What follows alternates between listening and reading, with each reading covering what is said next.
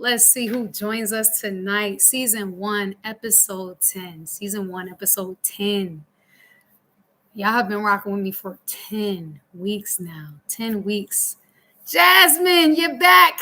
I missed you, Jazz. Thank you for being back. 10 episodes, y'all. We are episode 10 tonight. 10 whole weeks we've been rocking on this Sacred Unfiltered podcast. I love it. Let's go. How is everyone doing tonight? Give me your numbers in this chat. How are you on a scale of 1 to 10? Give me your numbers. Give me your numbers. Give me your numbers. How is everyone feeling on a scale of 1 to 10? Miss Kathy is here. She is live in the flesh. Thank you for joining, Kathy. You always have been listening to my recordings, and tonight you're on time. Kim's a 7, Donna 9. Excellent. Who else we got? Who else we got tonight? 7, 9. Give it to me. 7.5. Okay. 8. Kathy's an 8. Excellent. Excellent. Excellent. So, man, I'm so excited because one, you are all Helene. Oh, she retracted. Come on back, Helene. Give me that number. Give me that number. 6 physically, okay. And 8 emotionally. That's what you had before. Excellent. So we're gonna jump right in because I value you all's time. Okay.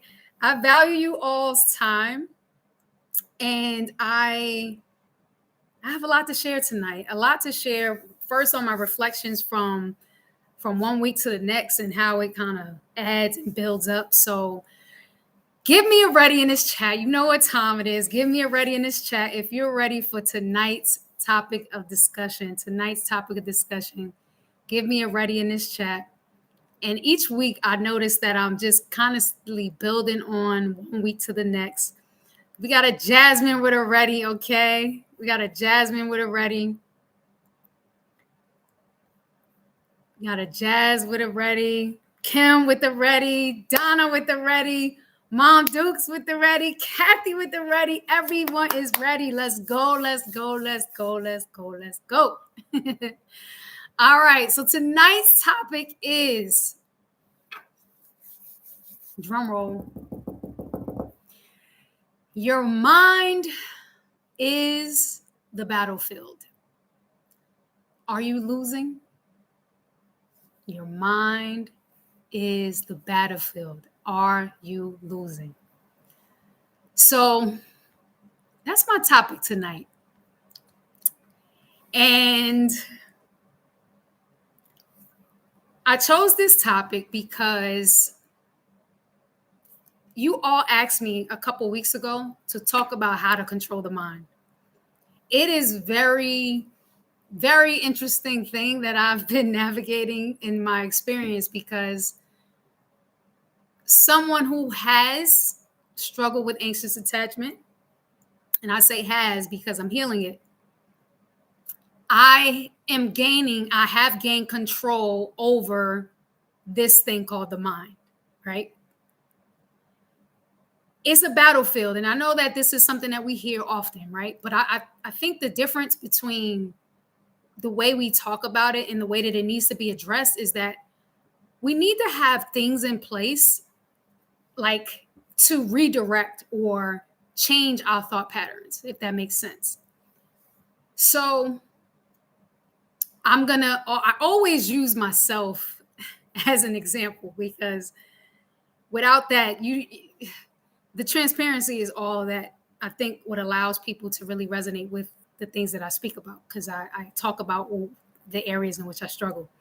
And battling the mind has always been one of them. So the first thing I need you to know is that you are not your mind. You are not your mind. Pop it in this chat. Tell me. I want everybody to write, I am not my mind. Put that in this chat. I am not my mind. I am not my mind. I am not my mind. Please put this in this chat. I am not my mind. Put it in the chat. I am not my mind. I am not my mind. You are not your mind. You are not your mind. Put that in this chat. Mom Dukes, she says she is not the mind. Excellent. Who else? Put it in this chat. I am not my mind. I am not my mind. I am not my mind. Come on, give it to me. I am not my mind. Yes, Donna, I am not my mind. Kim, I'm not my mind. Excellent. When you think about this concept that you are not your mind, I want you to think of it in this regard. Everyone thinks thoughts, and everyone can observe the thoughts that they think. So my question to you is, if you can observe the thoughts that you think, then who is the observer? I'm going deep tonight. Who is watching your thoughts? Who's the person that is watching you think? So when you have a thought, yes, Kim, you. Okay, let's go further. If it's you that is watching the thought, then who are you? Who are you if you are watching the thought? See, we think thoughts all the time, and we think that the thought is us. But if you can watch the thought, then I'm asking you, where does that thought? Who is watching the thought? Sit with that for a second. Who is watching the thought? I've been studying a teacher called Neville Goddard. I'm going to type his name in the chat because this guy from the early 1900s or so is doing some in-depth teachings on the mind and really how we control it. So the first way to control the mind, come on, Donna. Yes.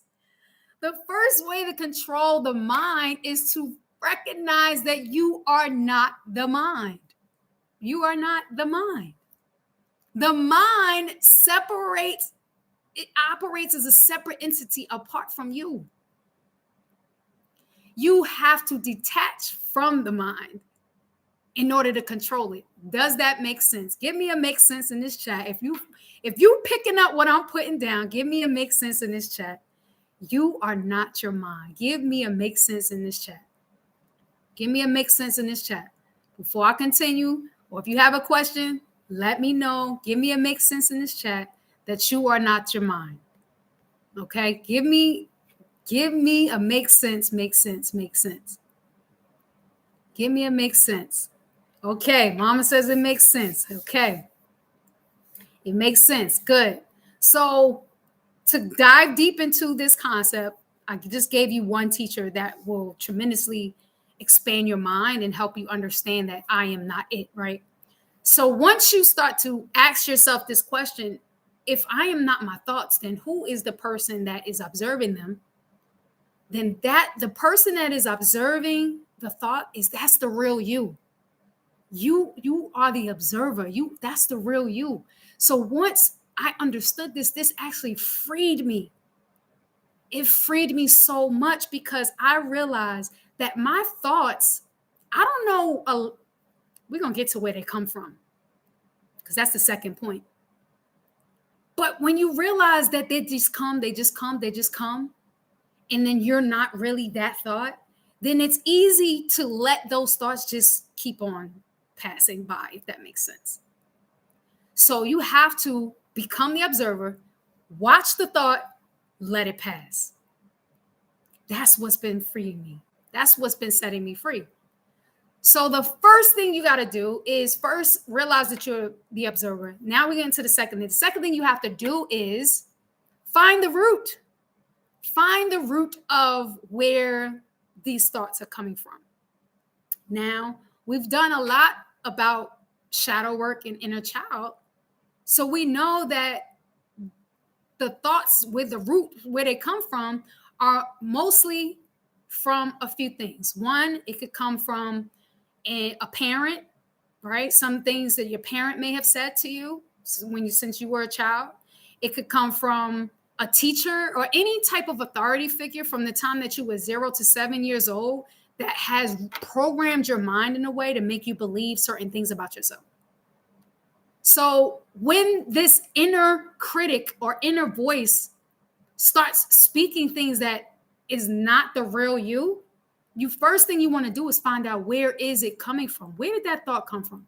How many times have you asked yourself, where did that thought come from? Put this in the chat. If you've asked yourself, where did that thought come from? Out of nowhere, you just have this very negative thought. If this resonates with you, give me a heart or something in this chat. Let me know if at some point you recognize, yeah, like where is this thought coming from? I don't feel that way about myself. Why did you think that? Right? And 9 times out of 10, we don't even know where it comes from. But here's the mistake that we all make. Here's the mistake that we all make. When that negative thought comes up, we attach to it.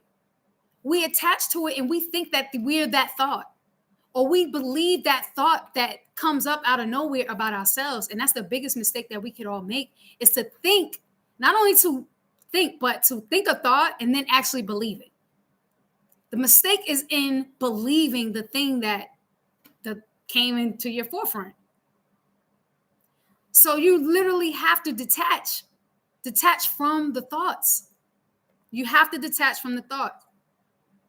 So here's the practice. Once I understood that I am not the thought,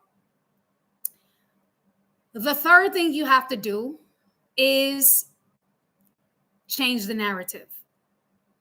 Change the narrative. Okay? So I'm going to take you back to what I told you a couple weeks ago. Remember the situation in my house with the heat. And I was explaining to you that my mind, the thoughts that were coming through, was the anxious little Karima that wants to always be prepared for a worst case scenario. So that anxious little girl kept thinking up all different stories about why PSE&G won't fix the heat. And immediately I had to stop the thoughts in their tracks and change the narrative. And when I changed the narrative from they're not going to fix the heat to holding space for little Karima and saying, hey, you have insurance, you have this, you have all these things in protection, you're going to be fine. Okay. So part of the work is first detaching from the thought, becoming the observer and recognizing it, and then changing the narrative. How many of you change the narrative when those negative thoughts come up? Let's be honest tonight. Give me a comment in this chat on if you can change the narrative when these negative thoughts come up. Do you have a statement or phrase that you say to yourself when these negative thoughts come up? Give me some feedback in this chat. Let me know what you do when a negative thought comes up. Let me know what you do when a negative thought comes up. Let me know what you do when a negative thought comes up. Reframing. Good, Kathy. Yes, you have to reframe. Okay, Donna. You say what? Cleat? I never heard that word. Oh, clear mind, clear mind. I say what? Okay, I say clear mind, clear mind. Anybody else? What do you do when you repeat that? Good, good. Clear mind. Anybody else redirect their negative thoughts? Anybody else redirect their negative thoughts? Thanks for that typo. Anybody else redirect negative thoughts? How do you? Having a conversation with yourself. Excellent. And that conversation has to be one that is positive.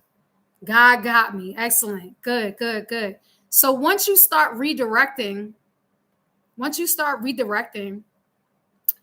the next thing is to be compassionate.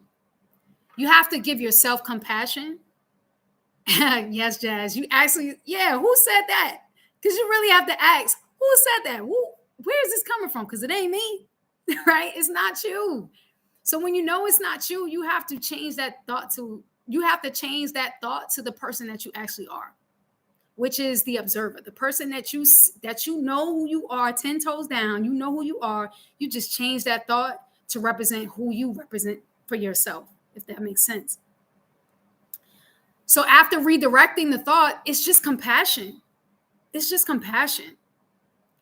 That day that I had to comfort my inner child, I had to give her compassion. I didn't ignore her.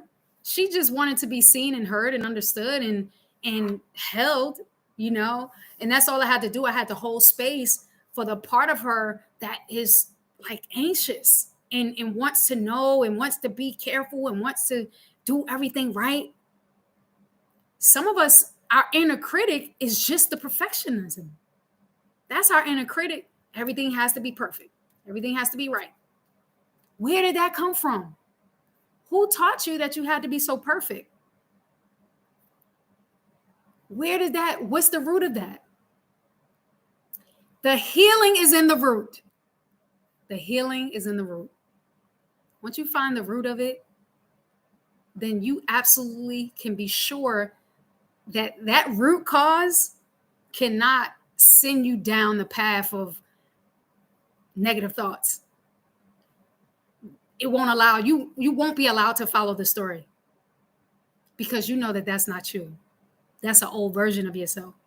And the older that you are, the more self-aware that you are, you no longer have to protect yourself by thinking worst case scenario or thinking negative thoughts. Because negative thoughts, believe it or not, it serves its purpose. The purpose of a negative thought is it means well. The negative thought is the ego's way of protecting you. I'm going to say that again. The negative thought is just the ego's way of protecting you. So one phrase you could say to yourself is, I'm okay. I know you mean well, but I no longer need that protection. That's what I said to my inner child. Little Karima, you're okay. You don't need to think worst case scenario in order to feel good. All will be well. So I want you to talk to that inner critic, that inner child, that ego, and let them know, I know you mean well, but you don't have to protect me anymore.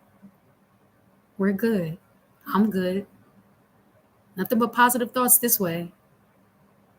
That's how you redirect it. Yeah, Kim. Thank you for that. It's a wow moment. It's the most freeing thing that I ever recognized was my freedom is attached to my self-protection. I am more free than I've ever been simply because I know that my negative thoughts are just here to protect me. Yes, Helene, I am safe. I'm so safe. I'm so sound. I'm so grounded. I'm so at peace. And I can now catch my thoughts before they send me down a path of of crashing out, is what the kids call it.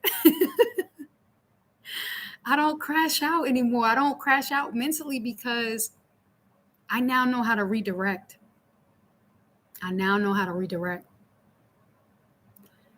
So I have another quick story, and this is how I'm going to conclude. So this week, I received a very disturbing text message on my Google Voice account, which is my kind of business account. But this is also the account that a few of my students have the number to when I was doing the after school temples program. So just yesterday, I get a text from that number that said, and it said Miss McKenzie. So that's why I'm thinking this is a student, because it said Miss McKenzie. And it says, Miss McKenzie, you are a B with your BASS, right? At first, I received this message and my heart drops, right? And I'm like, whoa. So immediately, my first mind, or that inner critic, wanted to absorb that and believe that about myself. That was my first initial knee-jerk reaction. Was like, what? Really? Am I that? And of course, I didn't go with that first mind, because that first mind wants to, in some way, protect me or make me believe that that's true about myself in some strange way. And so I went with my second mind. And at first I knee jerked, and I was anger, right? First my heart dropped, then I went from anger, like, why would anybody do this? And then I want to go and like find out who would say something like this and who would da. So of course I didn't follow this story, this program that wants to protect myself. Instead, I stood in my power. And I thought not from the head, but from the heart space. From my heart. You know what I said in response? To whoever has sent me this message, I send you so much love and compassion.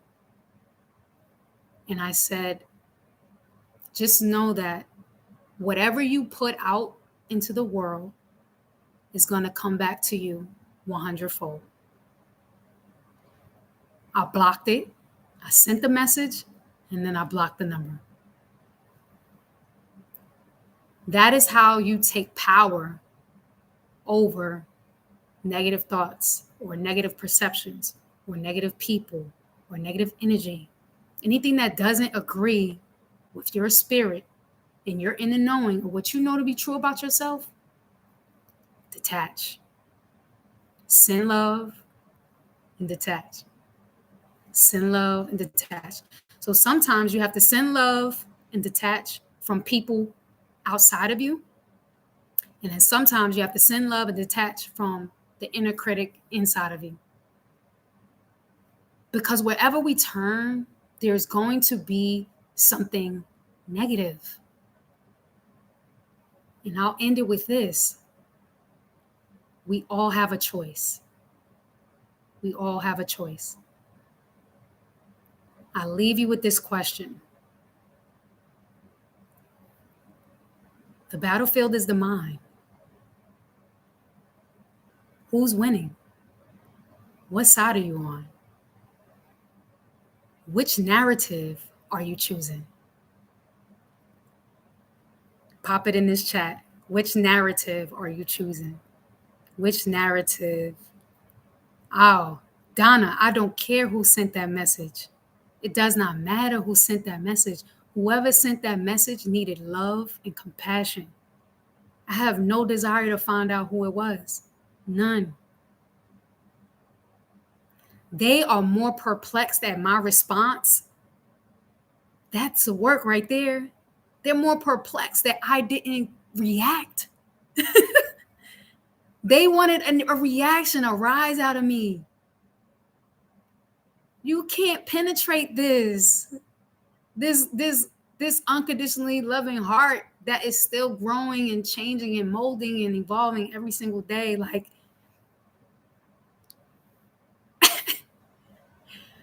I choose, if I chose the battle, like again, I told you it's a battlefield. If I chose to match them, then they won. I lost. I don't match energy. I redirect it. That's what you have to do. Don't match energy, redirect it. So any thought that comes to you that is not in alignment with who you know yourself to be, redirect. Redirect. I made the choice. Yes, love and positivity. Love and positivity. Jasmine, give them blessings and send them on their way. Yes, I sent them love and compassion, and I gave them a gentle warning. Everything you put out is going to come back. Everything. And right now we're living in a time where karma is rapid, and, someone's going to say the same thing to them. And maybe to their face where they know exactly who thinks that way about them. But yeah, I didn't even think twice about it. Normally something like that will mull over in my mind. I'll lose sleep over something like that in the past. Like, wow, why would anybody think about that and think of me that way? Because I used to care a lot about what people think. And I'm healing that. Like people gonna think what they're gonna think. I know my heart, and I know how hard I try to do the right thing. And I know that I often reflect and, want to do better next time. So you can ask from an individual. So, family, that is my word tonight. Give me some love in this chat. Was this a blessing to you? Was this a blessing to you? Yes, Kathy. Choose freedom. Yes, pray for loss, because God will be the judge. Yes. Anybody have any questions, comments, thoughts, feedback? Let me know how you feel in this chat. Let me know how you feel in this chat. Give me some love in this chat. Let me know how you feel. Give me your closing numbers if this has kind of brightened up your day or encouraged you. Great word. Thanks, Kim. That means so much. That means so much. I appreciate you. Yes. Thank you, Kathy, for the hearts and love. Give me some likes on this video. Please give me some comments when you're done. Please share it with people that you know this will be a blessing to. Thought-provoking. Yes, Kim went to a 10 right now. Hey. Yes, Mama, be more aware.